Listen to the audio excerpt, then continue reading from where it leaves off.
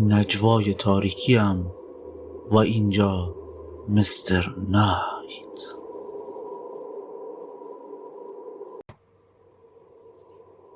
به نام خداوند جان و خرد، که از این برتر اندیشه بر نگذرد. سلام و درود خدمت شما دوستان و همراهان گرامی. بنده نجوای تاریکی هستم و اینجا کانال یوتیوب مستر نایت. قبل از شروع ویدیو لازم دونستم این توضیح رو خدمتون عرض کنم. صدایی که الان میشنوید صدای بنده است و صدایی که در ویدیو هست صدای افکت شده است. چنانچه حس میکنید این صدا از صدای داخل ویدیوها بهتر هست، لطفاً توی قسمت کامنت ها بهمون اعلام کنید تا ویدیوهای بعدی رو با این صدا بذاریم. هدف از افکت صداها اینه که شما با تک تک سلولهای بدنتون ترس و وحشت رو تجربه کنید و به قول معروف یه جورای آدرنالین خونتون بزنه بالا. لطفاً لایکاتون رو از ما دریغ نکنید، سابسکرایب هم فراموش نشه. بدون معطلی بزن بریم به سراغ داستان امشبمون. هشدار: محتوای این ویدیو برای کودکان و افراد با سابقه بیماری‌های قلبی توصیه نمی شود.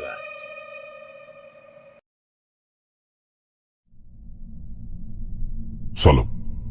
همونطور که در قسمت اول دیدید و شنیدید، ماجرا از زبان خانمی به نام فاطمه است که وقتی خیلی جوانتر و پشت کنکور بوده برای درس خوندن به کتابخونه میرفته و اونجا دختری رو میبینه به اسم راجی که هم قیافی عجیب غریبی داشته و هم کارا و رفتارهای عجیبی ازش سر میزده. یه روز تو کتابخونه فاطمه به راجی اشاره میکنه و به دوستاش میگه این دختر چقدر عجیبه، ولی اونا میگن کدوم دختر؟ اصلا همچین دختری وجود نداره. و اونجا میفهمه راجی هر چی هست آدم نیست. شب که میخواسته بخوابه، راجی جلوی روش ظاهر میشه و میگه من از سمت پدر بزرگت گماشته شدم تا مراقبت باشم و بهش ابراز علاقه میکنه. ولی فاطمه اونو پس میزنه و از اون روز بدبختی‌های فاطمه شروع میشه. یه شب تو خواب و بیداری راجی رو میبینه که بهش میگه تو منو به اسارت فرستادی، ولی قبیله من تو رو ول نمی کنن. و شبی بعد موجودی ترسناک رو میبینه که میگه تاوان اسارت راجی رو با جونت میدی. و حالا ادامه ماجرا.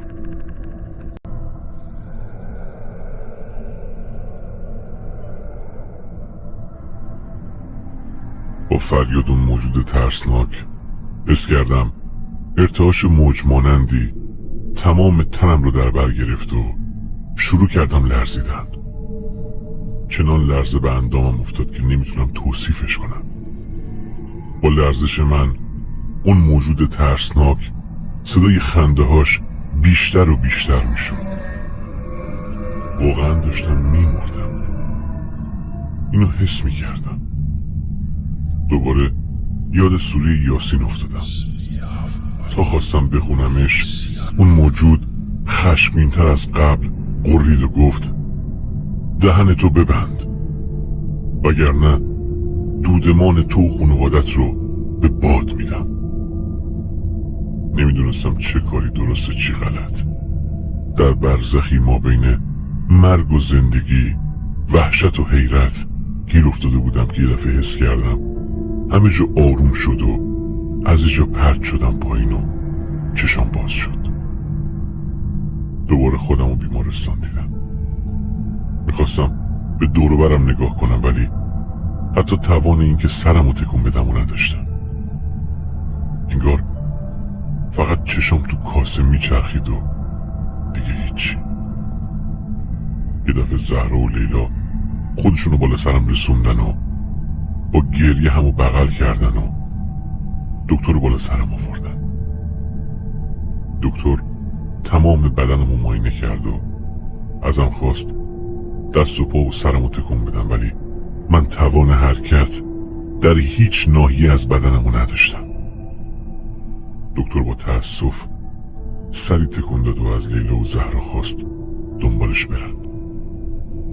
بعد از نیم ساعتی زهرا وارد اتاق شد و بدون هیچ حرفی بغلم کرد و صورتمو بوسید.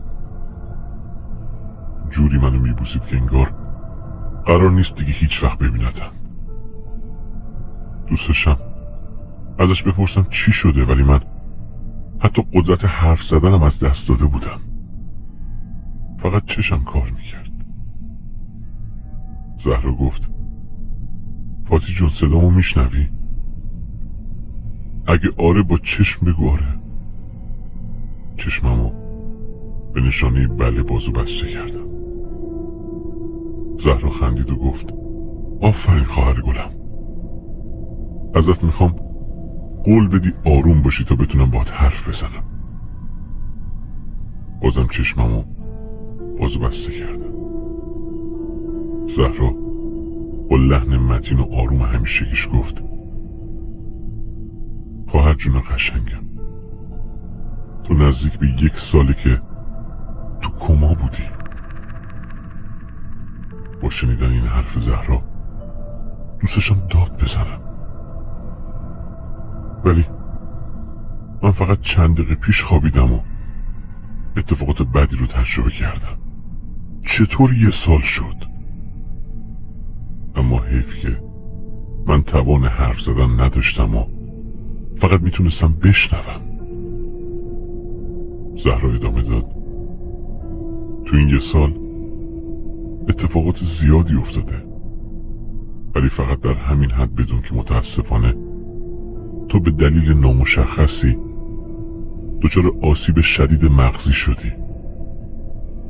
همون سری اول که از بیمارستان بردیمت خونه، دکتر به من هشدار داد که دچار مشکل مغزی شدی و باید ببریمت پیش متخصص. منم برات نوبت گرفتم، ولی قبل از سررسید وقت دکترت توی خواب دچار حمله شدیدی شدی و نه تنها سکته کردی که نخاعت هم آسیب دیده. و اول که تو کما رفتی و الانم تمام بدنت فلج شده. فقط توان شنیدن داری، نه چیز دیگه. میدونم برات سخته، میدونم این حق تو نیست، تو خیلی جوونی، ولی فاطمه جونم با خدا و حکمتش که نمیشه جنگید. میشه؟ پس خواهشان آروم باش. من و لیلا و راضیه مثل چشممون ازت مراقبت میکنیم. تو خواهر کوچولوی قشنگ مایی، هیچ منتی سرت نیست. اینا وظیفه است. پس نگران نباش و توکلت به خدا رو از دست نده. خدا رو چه دیدی؟ شاید حالت خوب شد و به زندگی عادی برگشتی. باید روحیت رو حفظ کنی. باشه فاتی. دکتر ازم خواست و همه اینا رو الان بهت بگم، چون نگران بود بعدم بشنوی اتفاقات بدتری بیفته. شنیدن این حرفا برام شبیه دیدن کابوسی ترسناک بود و منتظر بودم هر لحظه چشمو باز کنم و از اون خواب در بیام، ولی نه، واقعیت همین بود. فلج شده بودم. با جاری شدن اشک از گوشه چشمام زهرا زد زیر گریه و بغلم کرد. چند دقیقه‌ای تو بغل هم بودیم که در باز شد و لیلا با چشمای ورم کرد و حالی خراب وارد شد و بغلم کرد و با زجه های بی پایانش به خدا گله و شکایت میکرد. آخرم زهرا باش دعوا کرد که بس کن لیلا، الان فاطمه به عشق و صبر ما نیاز داره، نه ناله و زجه. قوی باش تا فاطمه هم حالش بهتر بشه. اون شب تو بیمارستان چند باری سایه موهوم و صدای شبیه صدای راجی شنیدم. دیگه از وجودشون و حضورشون بیزار بودم و دعا میکردم دست از سرم بردارن، ولی انگار صداهایی توی مغزمم توسط اون موجودات پلید شنیده میشد، چون جوابشون رو میشنیدم که میگفتن این اولشه، تو نابود میشی، تقاص اسارت راجی رو باید بدی.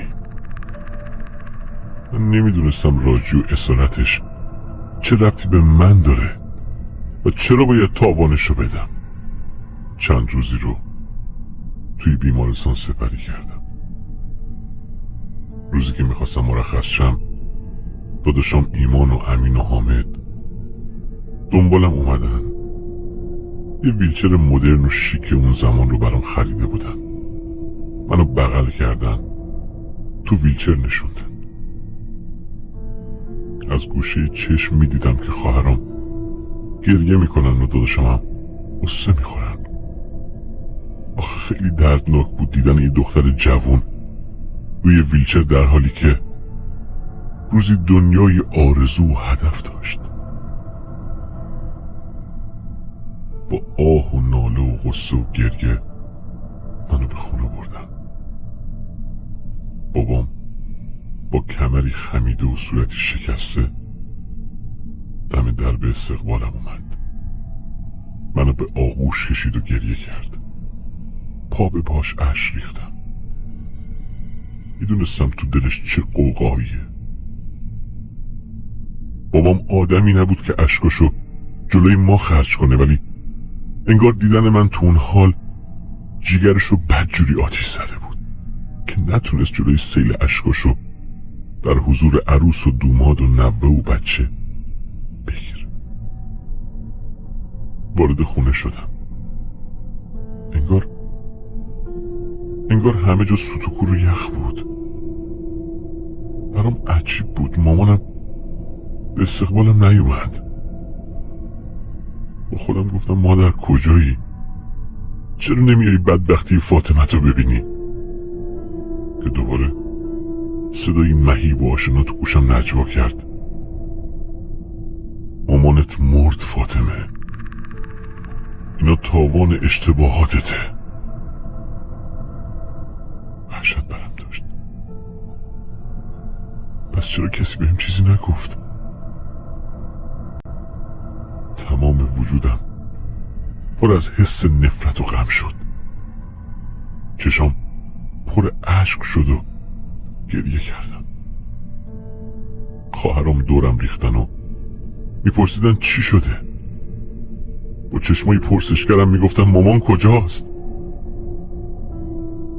لیلا که 3 سال از من بزرگتر بود و روزای تلخ و شیرین زیادی رو کنار هم گذرانده بودیم، زد تو صورتش و گفت نمیبینید با چشاش داره سراغ مامانو میگیره؟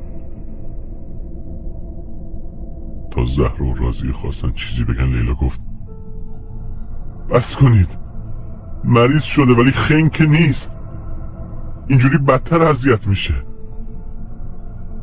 طفلی نمیتونه حرفم بزنه، لااقل براش توضیح بدیم چی شده. بعد زانو زد جلو پامو، دستامو تو دستش گرفت و گفت مامان رفت فاطمه، رفت اون دنیا. دیدن مریضی تو رو تاب نیاورد و رفت. مامان مرد فاتی، مامان مهربونمون مرد، بیکس شدیم فاتی. لیلا حقیق میکرد و منم با اینکه تو دلم قوقایی به پا بود فقط یه کار ازم برمی اومد، اشک میریختم. زهرا کلافه شد و داد زد بس لیلا، فاتی تازه از بیمارستان اومده و منو به اتاق برد. چند ساعت برام از توکل و ایمان به خدا حرف زد تا آرومم کنه، ولی دل من داغ بود. من بدبخترین آدم روی زمین بودم که نه تنها باعث ذلیل شدن خودم که حتی مسئول مرگ مادرم بودم و هیچ کسی رو نمیدونست. با این افکار کشنده خودمو میخوردم که دوباره سایه ها و صداهای موهوم و خنده های کثیف تو مغزم شروع شد. صدای جیغ، شیون. یه لحظه چشام بسته شد و خودمو بالا سر قبر مادرم دیدم. هنوز خاکش نکرده بودم. کفن پیچو آروم یه گوشه افتاده بود. شیون و زاری لیلا و رازیه و زهرا و برادر و خاله هامو میدیدم و میشنیدم، ولی من فقط ناظر بودم. بدن ظریف مامان قشنگمو به خاک سپردن و من فقط از دور شاهد ماجرا بودم. دلم میخواست داد بزنم، التماس کنم پیشم بمونه، ولی نمیتونستم. معلوم نبود چجور و چرا اینجا هستم. وقتی چشم باز کردم کنار شومینه گرم دراز کشیده بودم. دیگه زمان و مکان از دستم خارج شده بود. نمیدونستم الان تو چه زمانی هستم یا حتی چه مکانی. از بس که با هر خواب و بیداریم وقایع قبل و بعد زندگیمو میدیدم.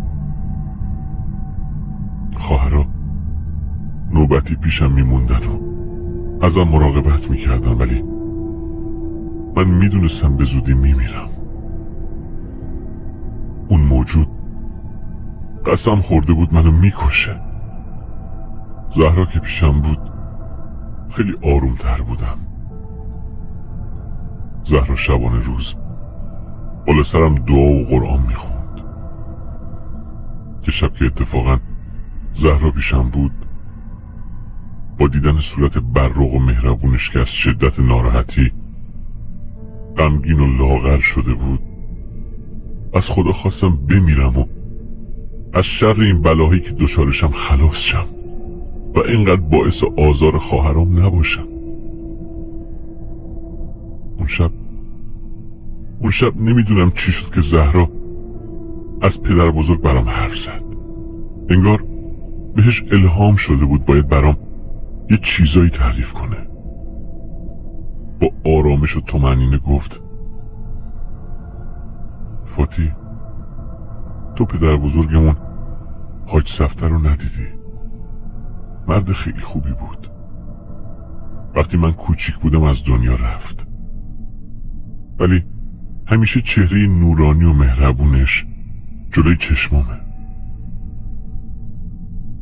فاتی، یه محلی رو سر بابا حاجی قسم میخوردن، از بس که پاک بود و حلال خور. ولی فاتی، یه داستان جالبی از مامان درباره بابا حاجی شنیدم که شاید شنیدنش برات خالی از لطف نباشه. با تون تون چشم هم زدن بهش فهموندم میخوام بیشتر بدونم و زهرا هم خوشحال از این که موضوعی باب میل من پیدا کرده ادامه داد. بابا حاجی اوایل جوونیش مرد تنومند و قلدری بوده. ظاهرا خیلی هم بزن بهادر و کله شق. اون زمان که تو اوج قلدری و قلچماقی بوده، یهو خونه نشین میشه و با هیچ کس آمد و شد نمیکنه. همه در عجب بودن صفدر چشه، ولی هیچ کس دردشو نمیفهمیده. مادر بابا حاجی فکر میکنه پسرش عاشق شده و با اصرار ازش میخواد اون دختر رو بهش معرفی کنه تا براش خواستگاریش کنن، ولی بابا حاجی هیچی نمیگفته و واقعا مثل آدمای مجنون و سرگشته رفتار میکرده. لاغر و نحیف شده بود و دیگه از اون دبدبه و کبکبش خبری نبوده. چند سالی بابا حاجی اینجوری گذران میکنه تا اینکه مادرش که زن عاقل و زیرکی بوده میره پیش یه دعانویس و ازش میخواد به پسرش کمک کنه. ظاهرا اون دعانویس هم میگه پسرت عاشق دختری از تبار جنیان شده و باهاش یکی شده و نزدیکی کرده. برای همین انقدر نحیف و گوشه‌گیر شده. حتی از اجنه هم بچه داره. مادر بابا حاجی با شنیدن این حرفا وحشت زده میشه و بالاخره با 1000 دعا و حرز و جادو و جنبل بابا حاجی رو به زندگی برمیگردونن. حالا چند و چوندشو نمیدونم، ولی بعد از اینکه بابا حاجی از اون حال بیرون میاد تبدیل میشه به یه آدم جدید. دیگه اهل قلدری و زورگویی نبوده، آروم و متین شده بوده و برای حل مشکلات مردم از جون مایه میذاشته و رفته رفته تبدیل میشه به این حاج صفدری که ما شنیدیم و میشناسیمش. بعد آروم در گوشم گفت تازه فاتی، شنیدم بابا حاجی توانایی ماورای زیادی هم داشته. بین خودمون باشه، من وقتی بچه بودم گاهی متوجه میشدم بابا حاجی داره با یکی پچ پچ میکنه، در حالی که اصلا کسی اونجا نبود. بعد زد زیر خنده و گفت الان تو رو هم ترسوندم، ولش کن دیگه بخوابیم.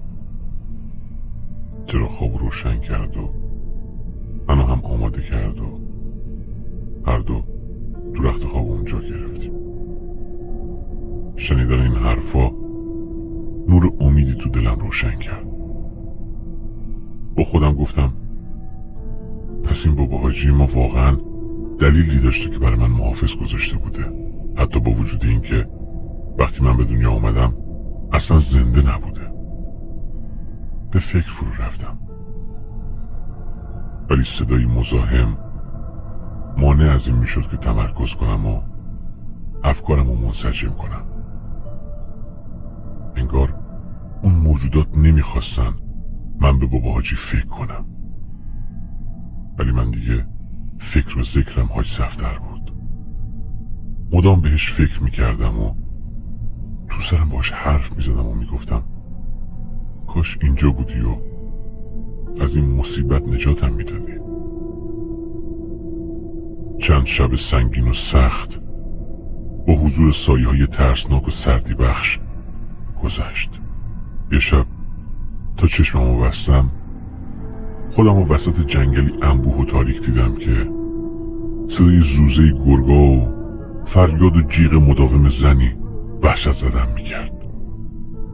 از دور صدای دویدن موجوداتی سمدار مثل اسب شنیده میشد که انگار هی به هم نزدیک و نزدیکتر میشدن. وحشت کرده بودم و صدای خنده های اون موجود ترسناکم مدام توی سرم اکو میشد که میگفت به زودی میمیری، خودتو آماده کن. دیگه تسلیم مرگ بودم که یه دفعه یاد بابا حاجی افتادم و با خودم گفتم حاج صفدر قالیبند محافظت خودش شد بلای جونم.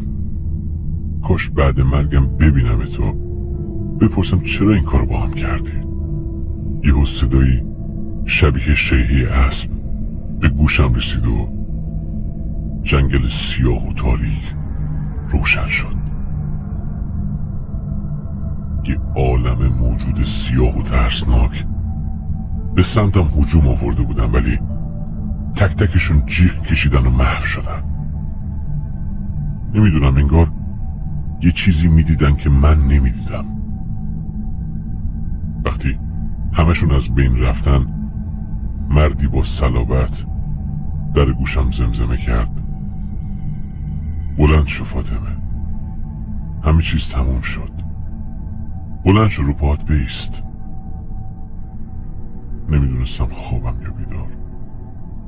سالها بود مرز خواب و بیداریمو گم کرده بودم.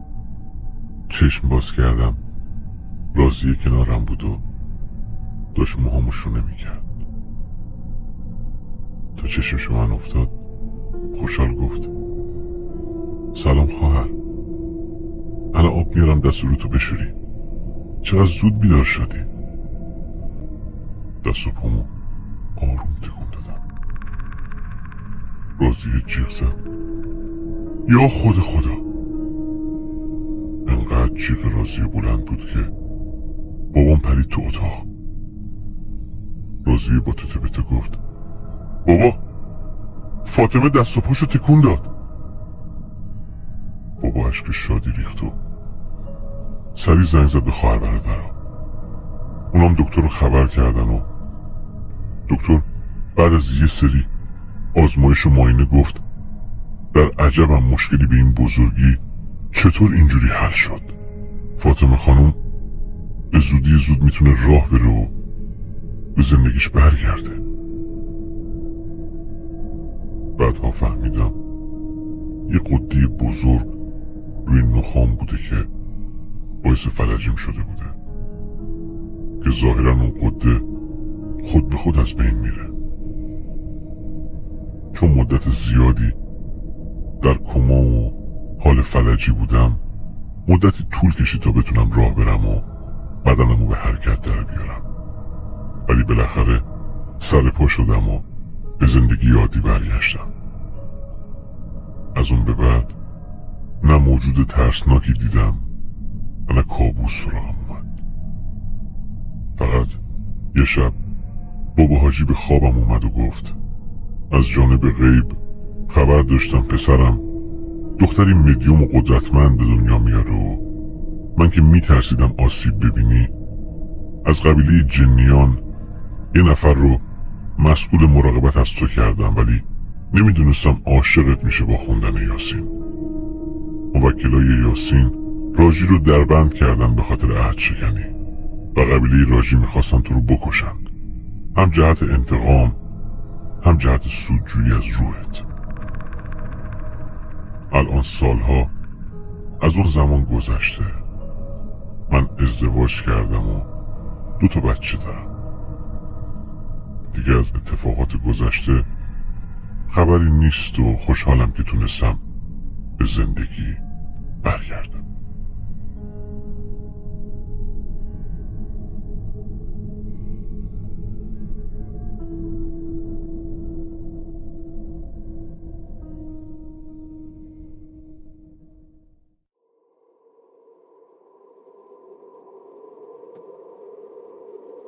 خب رفقا، داستان امشبمونم به پایان رسید. اگه از ویدیوی امشب خوشتون اومد میتونید با لایک کردن ویدیو هم از ما حمایت کنید و هم به دیده شدن بیشتر ویدیو کمک کنید. ممنونم. در پناه حق.